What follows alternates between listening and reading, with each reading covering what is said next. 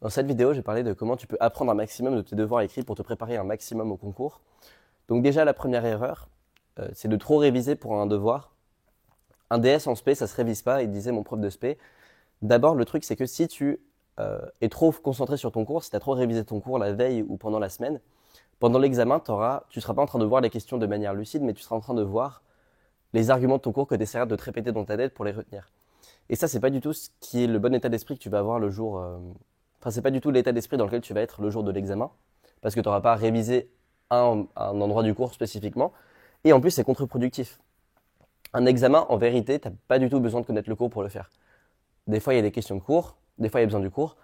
Mais en vérité, beaucoup de gens qui font ça te le diront. Si tu révises pas avant un examen, ça va très bien se passer.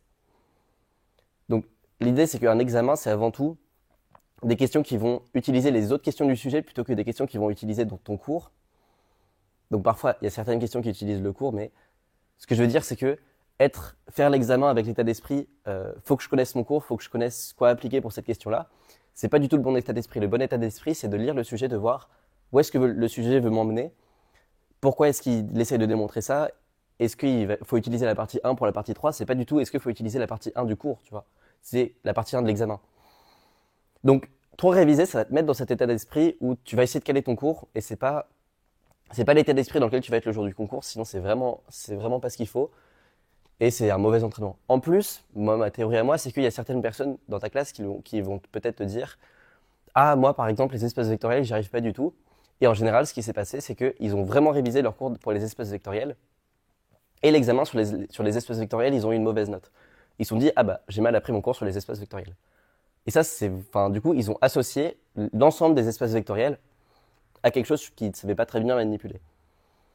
Ok. Alors que si tu vas dans l'examen pour les espaces vectoriels en connaissant ton cours mais sans l'avoir révisé, en mettant vraiment l'accent sur répondre aux questions par rapport aux autres questions, et que tu as une mauvaise note à l'examen, bah, tu vas juste te dire bon bah j'ai mal été dans le sujet. Tu vas pas te dire je ne connais pas les espaces vectoriels. Et du coup, il y a des lacunes que les gens s'inventent eux-mêmes dans certaines matières, et c'est pas du tout nécessaire. Et je pense que ça vient du fait que ceux qui apprennent le cours se disent bon bah si je connais mon cours, je suis censé avoir une bonne note. Et quand ils n'ont pas une bonne note, ils se disent ah bah zut, je connais pas mon cours. Tu vois. Donc moralité, essaie de pas trop apprendre ton cours pour les DS. Enfin pas, je veux dire oui bien sûr apprendre ton cours, mais pas spécifiquement pour les DS. Moi j'avais un planning de révision et je changeais pas une seule minute à cause d'un DS. Genre si je me couchais d'habitude à 22h, la veille du DS, pardon, la semaine du DS, je me couchais à 22h. C'est vraiment malsain de faire ça parce que en plus ça va casser l'équilibre que tu as entre les matières si tu révises spécifiquement pour un DS de physique, si tu révises spécifiquement pour un DS de maths, et en plus réviser spécifiquement, beaucoup de gens te le diront, t'oublies tout après le DS. Ton cerveau, il a tellement associé les connaissances au DS, il a tellement essayé de surperformer à ce DS-là qu'une fois que le DS est passé, il se dit que les informations ne servent à rien. Et ça, c'est pas l'état d'esprit qu'il faut avoir en maths. En maths, il faut avoir du recul. Les sujets, enfin, ce que tu apprends en cours, faut pas l'apprendre par cœur une fois que le cours est passé et c'est bon, ensuite plus jamais le revoir. Faut le mâcher, faut prendre du recul dessus, faut le mettre en relation avec d'autres choses, faut faire des exercices dessus, même si c'est plus au programme, même si on a passé cette étape du cours, faut quand même faire des exercices dessus. L'état d'esprit en prépa, ça devrait pas être, là j'ai un DS, faut que je me tabasse des espaces vectoriels. L'état d'esprit, ça devrait être, bon bah cette semaine on a fait des espaces vectoriels, je vais en faire un peu, je vais voir ce que ça a comme lien avec ce que j'ai appris sur les anneaux en sup. Tout ça, tout ça. Voilà. Qu'est-ce que j'ai d'autre à dire? Ah oui, sur les devoirs. Moi, souvent, j'avais des pensées un peu limitantes pendant les devoirs, en mode ah bah là, ça y est, tu vas rien comprendre pour cette partie. Bon, ça, voilà.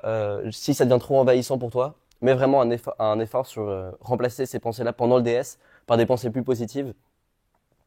Si après 4 heures, tu dis bon bah là, je suis complètement cuit, je vais plus avancer, essaye de mettre des pensées positives. Ou si tu te dis ouais, moi j'avais souvent ça quand je voyais des questions en mode montrer cette égalité avec une grosse somme ou un gros calcul à faire. Je me disais souvent, bon bah cette question-là, je vais la sauter. Et essayer de mettre l'état d'esprit dans ma tête de t'es capable de faire toutes les questions, ça m'a beaucoup aidé.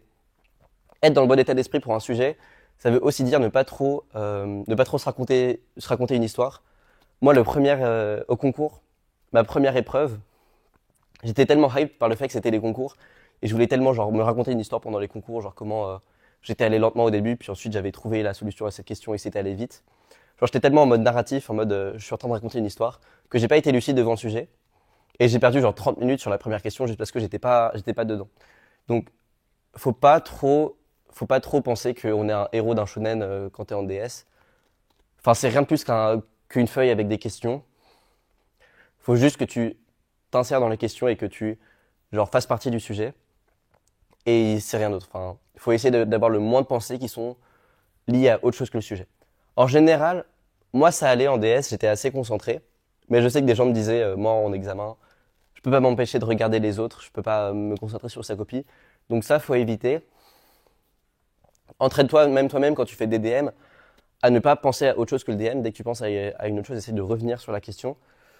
Parce que ouais, c'est vraiment comme ça qu'on fait des bonnes choses à un examen, c'est quand on est dedans pendant une longue période. C'est quand pendant 1 heure ou 2 heures, tu penses à rien d'autre que les questions, que tu vis avec ce que t'écris et que, genre, limite, ta main, c'est une prolongement de ta pensée et t'es vraiment dedans. Voilà. Je pense que ça t'arrive plus souvent en DS qu'à la maison, parce qu'en DS, il y a tout cet enjeu et du coup, ton cerveau, il est plus apte à se concentrer à fond. Mais voilà, travaille là-dessus parce que ça peut vraiment être limitant. Hum, Est-ce que je veux dire autre chose? Oui, aussi, les DS, faut pas trop être matrixé par son classement.